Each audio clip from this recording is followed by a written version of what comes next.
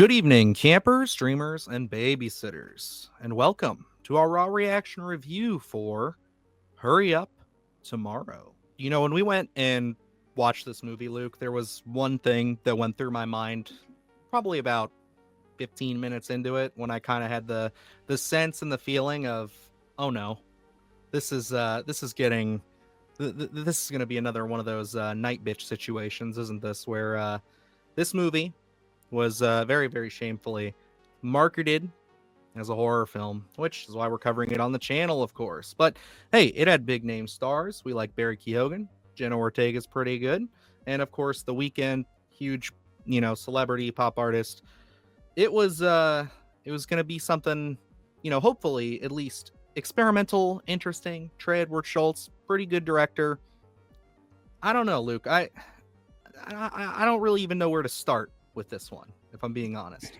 This one's quite the enigma, I guess you would say.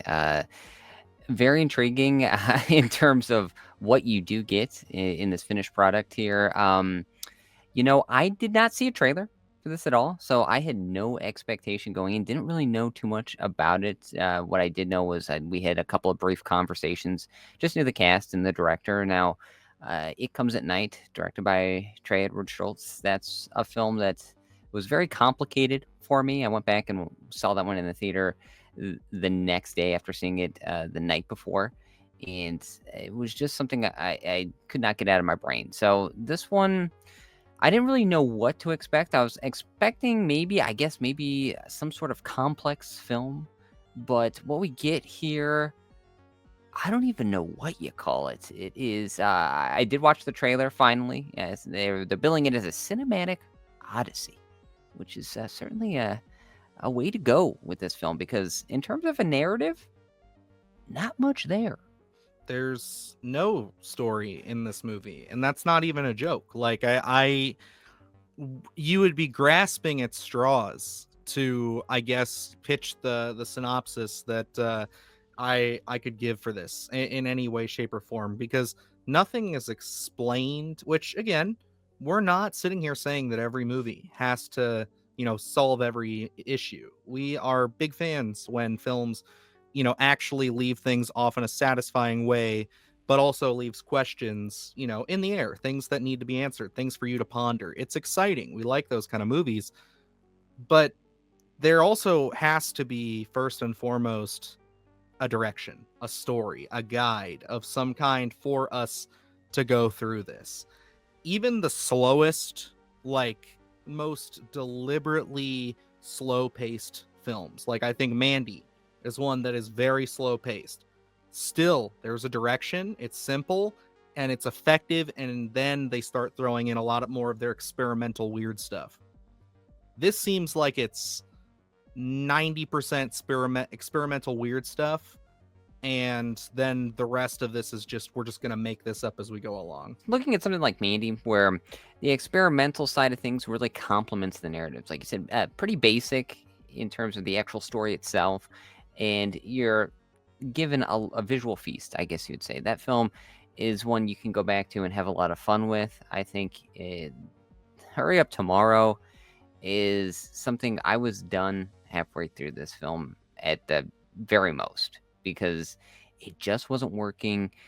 The idea behind it, if there is an actual idea behind it, is very covered up amongst everything that we get in terms of these visuals. What you're looking at in that trailer, it is billed as something completely different than what we get. You get tones of that, but this is not the story at all.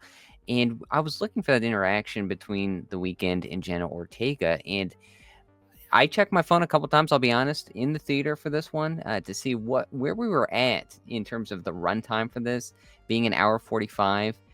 Honestly, we don't really get too much interaction until about an hour in between any of our characters. It is really just kind of going back and forth, I guess you'd say. But honestly, this is mostly from The Weeknd's perspective, and we get a lot of just his playlist.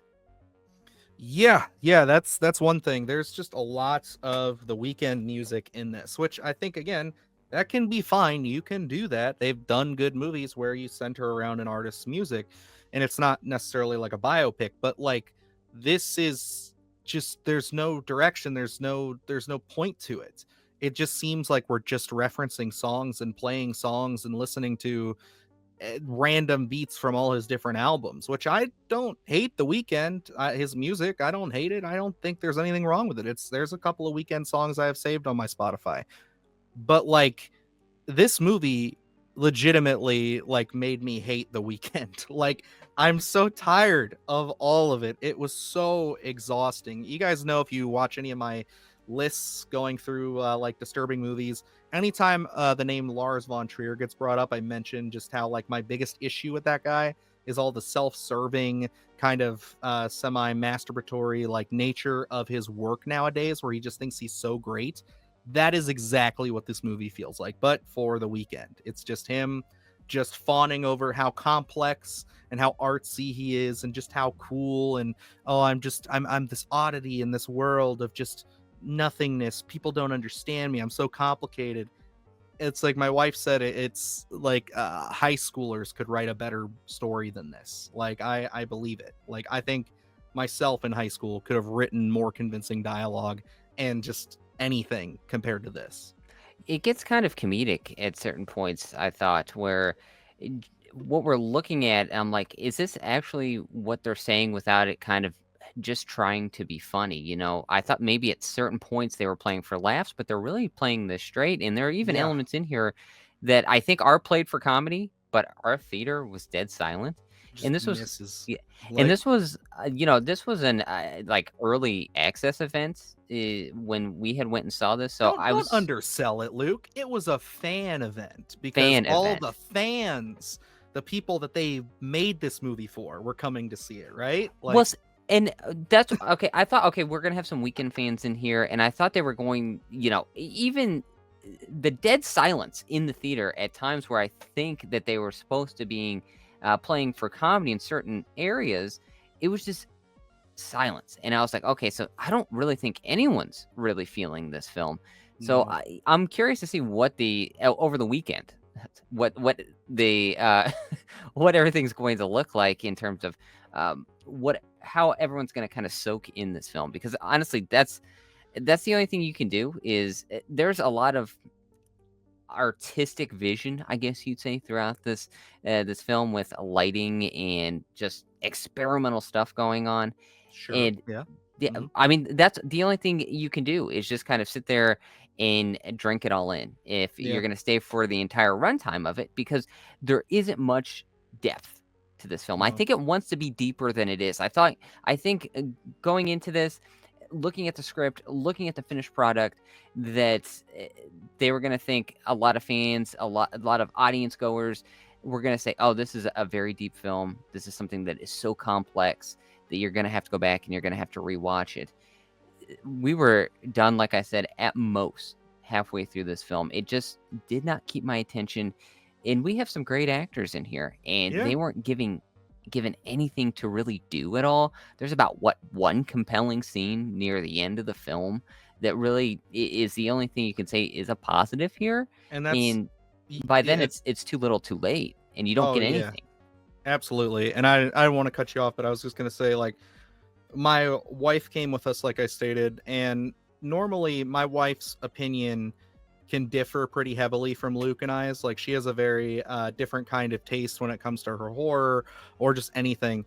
And there literally was like the mantra of us leaving the theater was that this was just like it really just felt like a movie that was just there to sell an album. Like, it was just there to kind of like, I guess promote his music. And because like there's nothing there, and we all agreed that one scene you reference, all agreed as well, that was the only compelling moment in the entire film where you actually felt there was some tension, there was some stakes.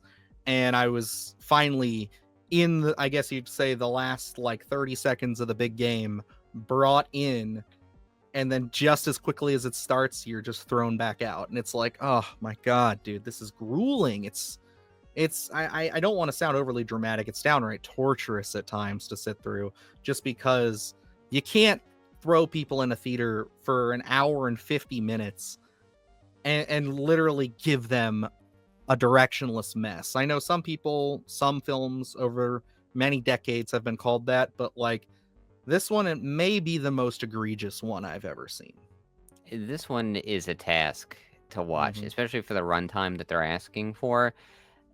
This isn't something that I think for what you're doing, this doesn't need to be a feature. This could No. be something that is like a short film and really get any sort of point that you are trying to make across just from, 10 or 15 minutes. I don't think this thing needs to be an hour 45. That is a major ask for audiences to go in, especially when you look at the trailer and you think you're getting a different kind of story where you think you're going to get a strong narrative. You're going to get something that is horror based, or at least, really deep into the thriller genre that can. Psychological thriller, because like it doesn't have to be pure horror, but like we still cover thrillers. We still cover psychological stuff out here. So we knew what we were getting into. And it's like where you're going to get layers to the actual story itself, but they don't really present you with anything other than more of experimental things and honestly the weekend's playlist, because there are scenes in here that is just the weekend singing. There's a couple of scenes in here where we're really is the focal point of his playlist, and it gets so monotonous at the time because at the time that happens, we've already been through almost all of his playlists throughout the duration of the film. So it does really get tiresome. It becomes such a task to go through. This is probably, we've seen some not so great films over the course of the year, but this one is a really difficult task to get through. This is something I can never sit through again. I could barely sit through it the first time, and it was just an absolutely rough watch. Yeah, I mean, full transparency, we never walk out of movies. We always like tough it out. Like we did call it quits. Honestly, we did. We had about, I guess, a minute left because as we were walking out, the credits started to roll. But like it was one of those things where there was a moment of potential, oh, this at least could be visually interesting, or kind of like I wonder how they're gonna pull this off. And it's completely sapped away. And we just looked at each other again, like the whole theater silence, and the three of us were just like, I've seen enough. Like, let's just get out of here. This is like, it's that bad, guys. Like, and again, we're not babies about this stuff. You know what I mean? Like, we definitely have sat through some long, arduous, artsy films that are tough to get through, and even we do our best to try to extrapolate something positive out of that. But I just don't know who I'd even show this movie to. It's like you brought up a short film. I mean, they always do those live concert experiences, even if they're not live, or those concert viewings like they did with the Taylor Swift thing. This would have made more sense, in my opinion, had, I guess, maybe the album is supposed to coincide with this movie, and maybe that it's telling the story of the album. I don't know.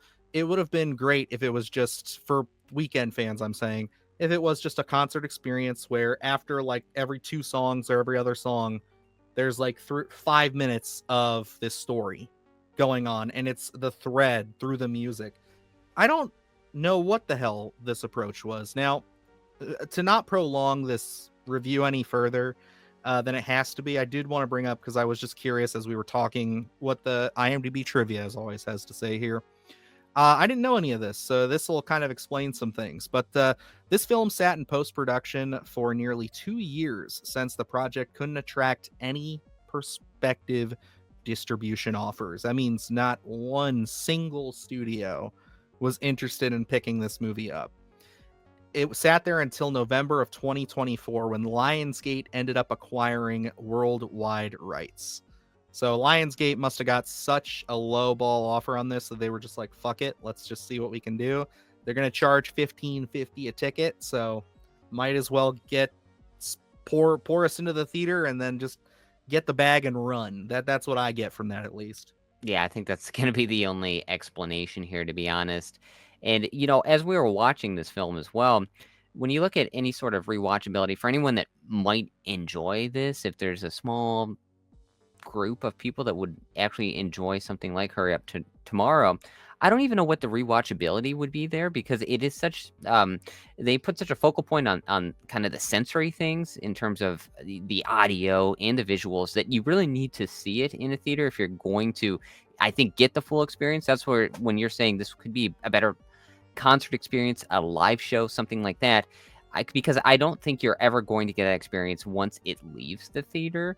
Just because watching this on a Blu-ray at home, I don't think it's going to make much sense. I don't think you're going to get that experience that they wanted to from this film. So, even if you ended up enjoying this, I don't think the rewatchability is there regardless. So, for me, I didn't have any enjoyment out of it. There was just one intriguing scene amongst the cast that, you know, uh, Barry Keoghan and Jenna Ortega, I was excited to see what they were going to do. They didn't have anything to chew on. There wasn't really anything interesting about their characters. And, The Weeknd is just kind of there. I'm not sold on his acting ability as well. And just the visuals for me weren't there as well. It didn't really work in that aspect from an experimental idea. It just wasn't there for me. So unfortunately, I'm going to have to give this a slash it. This was just a big miss on every level for me. There wasn't really a redeeming quality other than that one scene, and that's just not enough to really give any sort of recommendation for this film. Yeah, I'm going slash it all the way with this one. I mean, there was just no doubt in my mind again after about 10, 15 minutes that I was like, this really has to do something drastic if it wants to get any higher. And it's not great. Yeah, as far as because I've been battling whether I should even say this or not, because I don't know who I'm gonna piss off when I say it, but like when it comes to The Weeknd's acting, I don't know who told him that he could act. I don't know who did that, who put that in his head. But again, he's a very talented artist, music wise, singing wise. He's got a voice of an angel, I'll say. But like, I just don't do this to yourself anymore, please. Between this and what I've heard of The Idol and what I've seen of The Idol clips of, it's not great. And I don't know.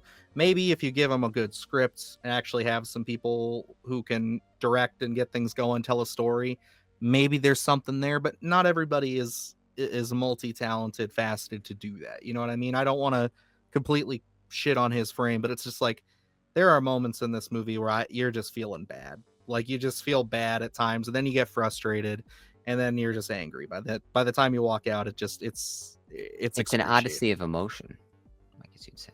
I guess you'd call it that if the emotion was anger and frustration. But yeah, no, that's our review for Hurry Up Tomorrow, guys. I don't know. If you want to go put yourself through this one, I guess go for it.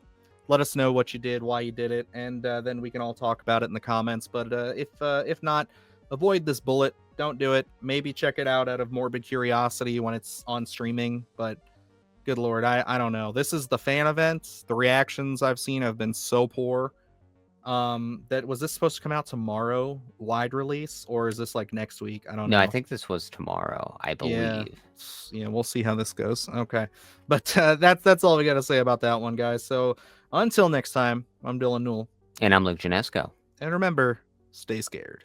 Do the hard shit, gonna do it live. Cause Splattercast kick it every day they live. Splattercast, gonna slash your ass. Splattercast, gonna slash your ass. Splattercast, gonna slash your ass. Splattercast, gonna slash your ass. Splattercast, gonna slash your ass. Splattercast, gonna slash your ass. Splattercast, gonna slash your ass.